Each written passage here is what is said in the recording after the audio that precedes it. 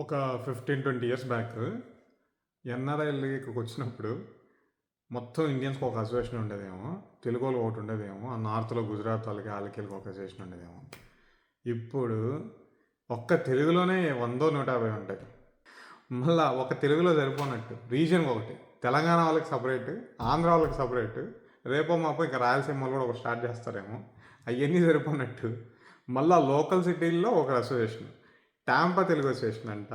మళ్ళీ ట్యాంపా తెలుగులోనే Tampa Telangana Telugu association, మళ్ళీ అట్లాంటాకు ఒక association, north Kerala south Kerala వాళ్ళకి ఒకటి, న్యూయార్క్ ఒకటి, న్యూజెర్సీకి ఒకటి, ఇంకేంది రేపు అమీర్పేట, అమలాపురం అన్నిటికీ ఆటలకు కూడా ఒకటి పెట్టుకుంటా పోతారేమో. అన్ని చెప్పండి. వీటి పేర్లు రైమింగ్ వచ్చేటట్టు భలే పెడతారు. తానా, నాట, రీటా, బాటా. రీటా మీటా బాటాలాగా నీకు కూడా. జనాలు ఎంతమంది ఉన్నారో తెలియదు కానీ జనాల కంటే అసోసియేషన్ ఎక్కువైపోయాయి.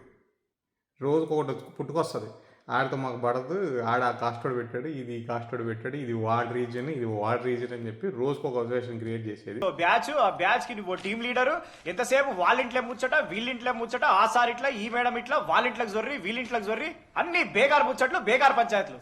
వాళ్ళకి చిత్రమైన పేర్లు పెట్టేది. కాఫీ షాపుల్లో డిఫరెంట్ టైప్ ఆఫ్ కాఫీస్ లాగా విచిత్రమైన పేర్లు పెట్టి అంపారు తప్పుతున్నారు బాస్. కానీ ఈ బే ఏరియా తెలుగు అసోసియేషన్ బాటా అని విన్నప్పుడు నాకు ఒకటి గుర్తొచ్చింది. లాస్ ఏంజలస్కి అసోసియేషన్ ఉందో లేదో తెలియదు కానీ ఒకవేళ ఉంటే ఏం పెట్టచ్చు? లోటా అని పెట్టచ్చా, లంగోటా అని పెట్టచ్చా, శాన్ ఫ్రాన్సిస్కోకుంటే ఏమని పెట్టచ్చు? సపోటా అని పెట్టచ్చా, ఫ్లోరిడాకి ఫార్ట్ అని పెట్టచ్చా?